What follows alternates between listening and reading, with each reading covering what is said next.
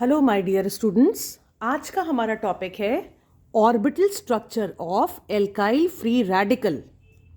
आप ऑलरेडी मेरी एक वीडियो देख चुके हैं जिसमें मैंने आपको फ्री रेडिकल के बारे में एक्सप्लेन किया था और उसमें मैंने आपको classification of alkyl free radical भी बताया था, प्लस मैंने आपको प्रॉपर्टीज ऑफ फ्री रेडिकल्स भी एक्सप्लेन की थी।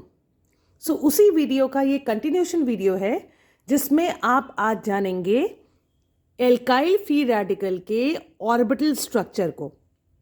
इसको समझने के लिए पहले हम एक general formula of alkyl free radical लेते हैं। किसी भी तरह का फ्री रेडिकल हो एल्काइल ओरिजिन का, उसको हम इस तरह से लिख सकते हैं। Carbon atom with the 3 sigma bonds, ये 3 लाइंस जो हैं ये 3 सिग्मा बॉन्ड्स को रिप्रेजेंट कर रही हैं। आप देख भी सकते हैं, मैंने यहाँ पे सिग्मा का सिंबल भी बनाया है। ये है 3 सिग्मा बॉन्ड्स प्लस एक अनपेयर्ड ऑड इलेक्ट्रॉन, जिसकी वजह से ये फ्री रेडिकल कहलाएगा। चूंकि इस एल्काइल फ्री रेडिकल के कार्बन के पास 3 सिग्मा बॉन्ड्स हैं, इसलिए एल्काइल फ्री रेडिकल का जो कार्बन होता है वो sp2 हाइब्रिडाइज्ड होता है। ठीक, इसको समझने के लिए हम कार्बन को उसके एक्साइटेड स्टेट में देखते हैं। एक्साइटेड स्टेट में कार्बन इस तरह से लिखा जाता है 1s2, 2s में 1 इलेक्ट्रॉन और 2p के तीनों ऑर्बिटल्स में एक एक अनपेयर्ड इलेक्ट्रॉन। और जब कार्बन sp2 हाइब्रिडाइजेशन में एंटर करता है उस वक्त एक s और ये 2p ऑर्बिटल्स का हाइब्रिडाइजेशन होता है। So after hybridisation carbon atom कुछ इस तरह से रिप्रेजेंट किया जा सकता है। कार्बन के 1s में 2 इलेक्ट्रॉन्स, फर्स्ट शेल है वो तो अनटच्ड रहेगा, और ये रहे 3sp2 हाइब्रिडाइज्ड ऑर्बिटल्स। यहां मैंने लिखा है 3sp2 हाइब्रिडाइज्ड ऑर्बिटल्स।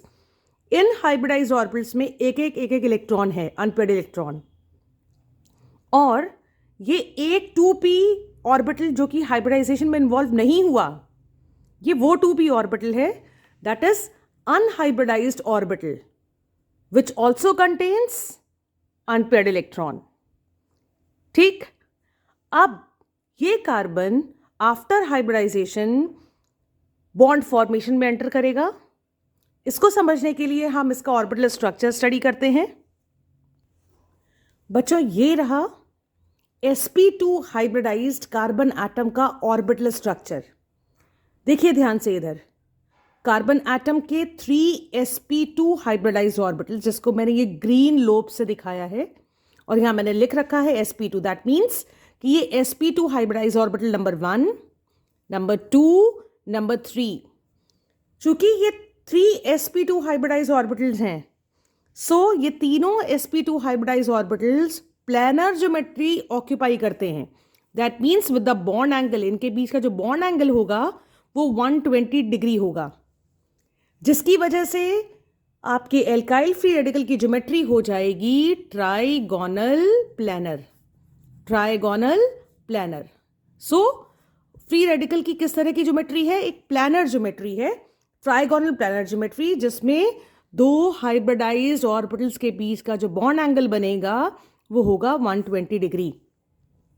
ये sp2 हाइब्रिडाइज्ड ऑर्बिटल्स या तो 3 हाइड्रोजन एटम्स के साथ ओवरलैप करेंगे या किसी अनदर एल्काइल के कार्बन के साथ ओवरलैप करेंगे।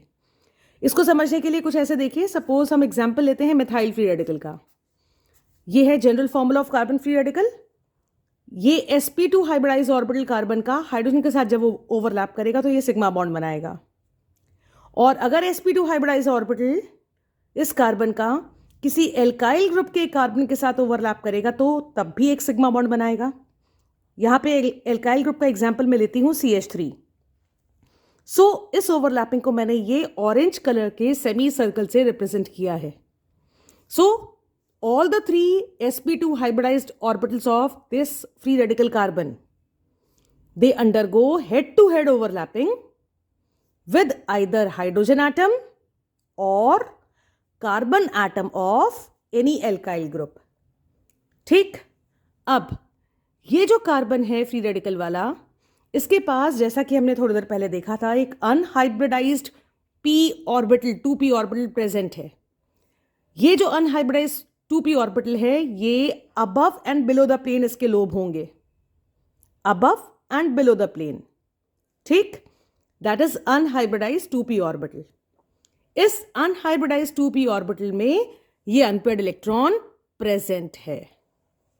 सो इस तरह से एल्काइल फ्री रेडिकल के ऑर्बिटल स्ट्रक्चर को हम ऐसे रिप्रेजेंट करेंगे। सो बच्चों, इसमें कुछ इंपॉर्टेंट पॉइंट्स हैं जो आपको हमेशा याद रखने हैं।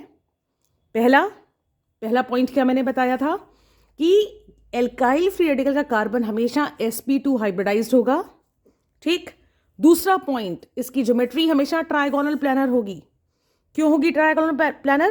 क्योंकि किसी भी तरह का एल्काइल फ्री रेडिकल हो, चाहे वो मिथाइल हो, चाहे वो 1 डिग्री हो, चाहे वो 2 डिग्री हो, चाहे वो 3 डिग्री हो, हमेशा उसका हाइब्रिडाइजेशन sp2 होगा, 3 सिग्मा बॉन्ड्स बनाएगा, इसलिए उसकी ज्योमेट्री हमेशा ट्राइगोनल प्लानर ही होगी।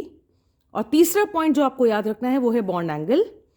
सो जैसे कि मैंने बताया, ये है general formula of alkyl free radical. ये जो बॉन्ड एंगल है ये हमेशा 120 डिग्री ही होगा। आई होप ये टॉपिक आपको क्लियर हुआ।